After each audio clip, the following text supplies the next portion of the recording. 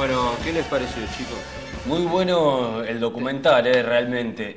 Muestra, aparte, toda el plan que tenían los ingleses, los franceses, de comerciar en nuestra tierra.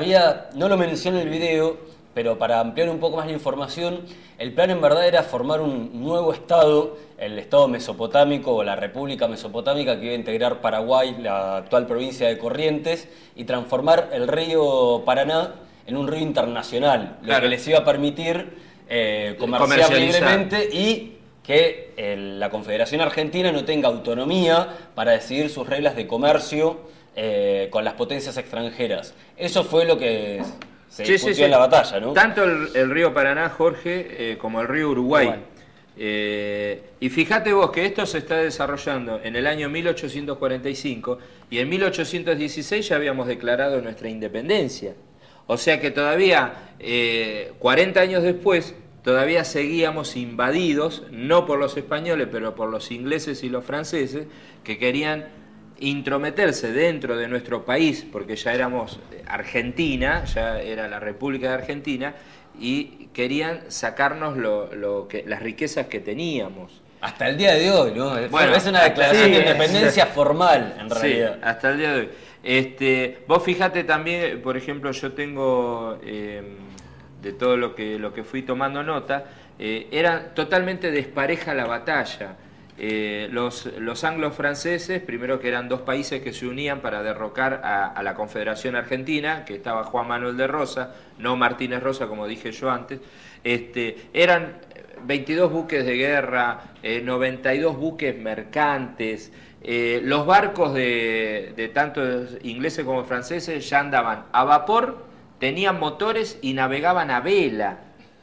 Inglaterra es la potencia marítima histórica, ¿no? Bueno, tenían más de 418 cañones de distintos calibres.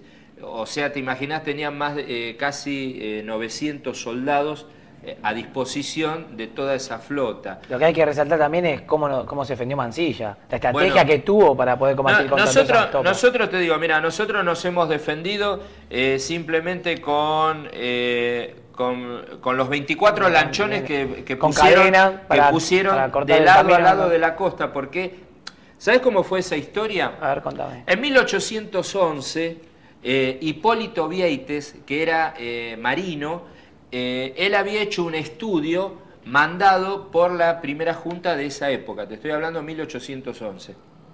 Había hecho un estudio por una posible invasión extranjera, ¿no? Ya algo que se veía venir. Correcto. Te estoy dando la fecha, 1811. Pasan los años y toma nota de esta investigación Juan Manuel de Rosas. Porque Juan Manuel de Rosas, acá en 1845, era su segunda gobernación de la provincia de Buenos Aires. La anterior había sido en 1830. Estaba a su cargo las relaciones exteriores de toda la Confederación. Claro, porque todavía había divisiones entre unitario y federal. Sí.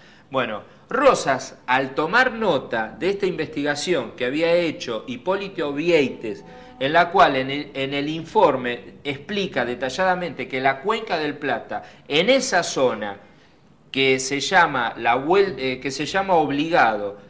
¿Por qué vuelta de Obligado? Porque ahí hay una curva que compromete demasiado a las naves de aquella época, ¿no?, para ir girando sobre el río. Y se da que de la orilla de Uruguay y de la orilla de Argentina hay tan solamente 700 metros de orilla a orilla.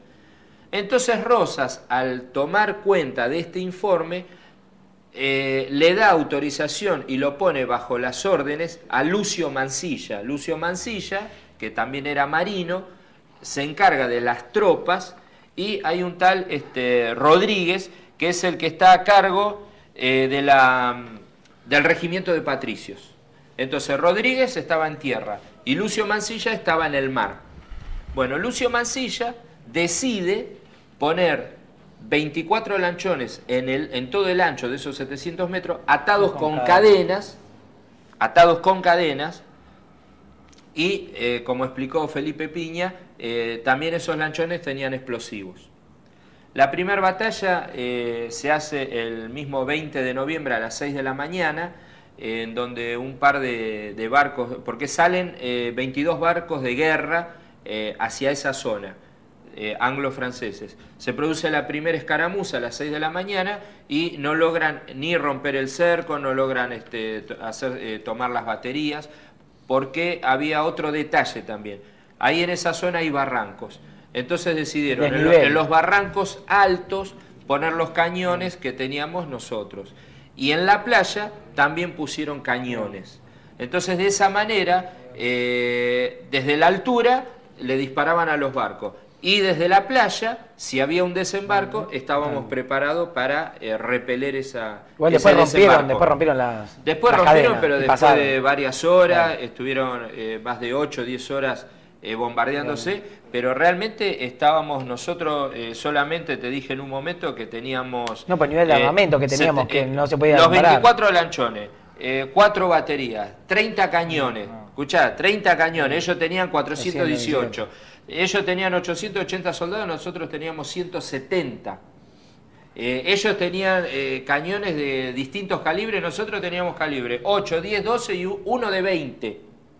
Bueno, está bien. Ellos lograron romper ese cerco, las cadenas y todo, pero resulta que tuvieron varias averías en todas las naves que ellos tenían, varias averías y que quedaron varados. Otras retrocedieron y otras tantas continuaron rumbo hacia el norte. El tema es que todo el tema de las cadenas, la estrategia esta particular de Mansilla, lo fue desgastando. Desmoralizó a las dos potencias que venían acá a Latinoamérica pensando que era papita para el loro. Exactamente. Y se les complicó. Por otro lado, fíjate lo agrandados que estaban, que venían con 11 barcos de guerra y 90 mercantes. Sí, o sea, las intenciones eran vender, comercializar. Mismo tenían información de inteligencia e incluso gente de criollos que vivían en la Confederación sobre los barcos enemigos. Es decir, que ellos venían con la actitud, como ahora también otras tropas extranjeras van a otros países, de liberar, sentían que estábamos oprimidos, que no teníamos libertad para vender y comprar mercaderías, y venían con este discurso de liberar a la Confederación, de poder tener libre comercio con nosotros. Y ellos consideraban, pensaban y tenían esa información de que la población de la Confederación los apoyaba, o incluso muchos iban en sus barcos. Entonces, que no se le haya hecho tan fácil, que incluso los criollos no se hayan prestado a comprar sus productos, los desmoralizó y los puso en una posición diferente para negociar la paz. Bueno, vos recordás que, por ejemplo, a Juan Manuel de Rosas, inclusive nuestros criollos unitarios querían derrocar ese sistema, querían derrocar a la Confederación Argentina. Desde Uruguay también querían lograr eso. Y a la vez también los anglos franceses también querían derrocar a Rosas. Bueno, fíjate cómo se va dando vuelta la historia. Estos barcos que lograron pasar ese cerco, comienzan a navegar por el río Paraná hacia el norte, llegando hasta Corrientes, pero eran constantemente bombardeados y atacados desde distintos lugares de las orillas. Pero ¿qué pasa? En Corrientes, como estaban totalmente en contra y en rebeldía de Juan Manuel de Rosas, los barcos anglo-franceses logran desembarcar amistosamente, sin ningún disparo, logran desembarcar en el puerto de Goya, en el puerto de Corrientes y en otros intermedios, y comercializan, ¿no? Ahora, ¿qué pasa? Tienen un problema, que no había efectivo, no había plata, no había dinero, pero igual se llevan mercadería. Bueno, siguen rumbo al Paraguay, porque el Paraguay estaba también dentro del conflicto. Logran comercializar, empieza el regreso. Vos sabés que de los buques mercantes que venían, poco a poco se los fueron destruyendo, los fueron averiando. Al fin y al cabo, fue una derrota para los anglo-franceses. ¿Qué sucede con toda América a través de esta batalla? América empieza a respetar la imagen de Juan Manuel de Rosas. ¿Qué pasa con Chile y Brasil? Comienzan a darse vuelta porque se dieron cuenta que a través del río Uruguay y del río Paraná nos podían invadir y en este caso la Confederación Argentina logró diezmar toda esa fuerza, ¿no? Entonces tanto Brasil como Chile comienzan a apoyar a Juan Manuel de Rosas.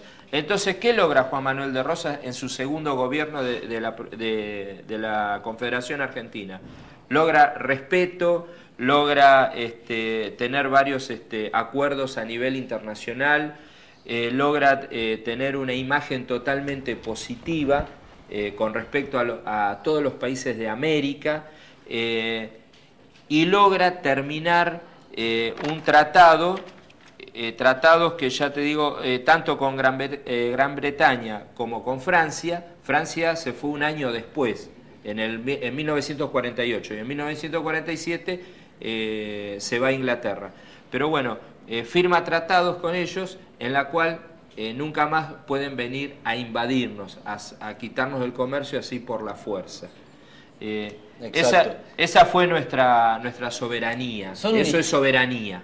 Exacto, es decir, como dijiste al principio, qué es lo que se puede hacer en casa, quién compra, qué vende, también es una decisión autónoma de cada estado. Esta batalla contra el imperialismo que tan épicamente supo llevar adelante Mansilla y Rosas, me hace acordar a muchas batallas que se libran ahora por temas económicos, o mismo, como comentaba Néstor, que Bush le había dicho que Estados Unidos, su economía siempre crecía en base a las guerras.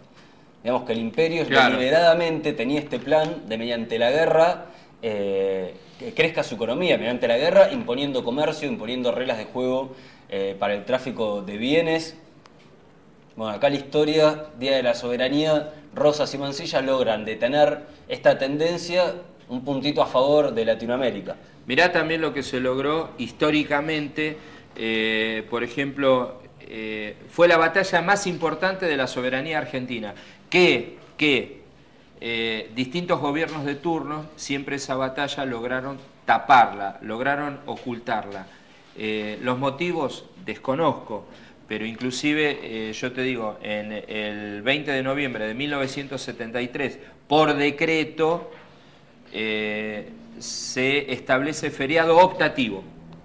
En el 76, la dictadura cívico-militar lo deja abolido, y en el 2010, por el decreto 1584, el 3 de noviembre del 2010, se instaura como feriado nacional. Felipe, este hecho, como comentaba, está deliberadamente oculta, esta parte de la historia, o Sí. este feriado que ahora renace, se vuelve a imponer, tiene que ver con lo que mencionó la presidenta de la Nación en el acto conmemorativo, que mencionó que lo que hay que realmente pelear es contra las cadenas culturales. Yo creo que capaz es una limitación cultural el que no estamos colonizados también culturalmente, no haber podido festejar esta fecha aún antes, ¿no? Claro, hasta el día de hoy no pudimos poder festejarla como correspondía. Y bueno, porque tenías información oculta, porque, o sea, está bien, nosotros hemos estudiado, lo hemos sabido, hay mucha gente que nos está viendo también sabe de esto, pero también hay que darle difusión, hay que darle propaganda, hay que darle publicidad como para... Vos fíjate que ahora el año que viene nosotros, el 20 de noviembre, nos vamos a acordar que es el Día de la Soberanía, entonces lo vamos a poder festejar como corresponde. Y tengo mucho más material sobre esto, pero bueno, tenemos que ir a un corte. Y nosotros somos la conducta. Exactamente. Como la soberanía. Vamos a un corte, muchachos, así después volvemos con Vivir con Derecho.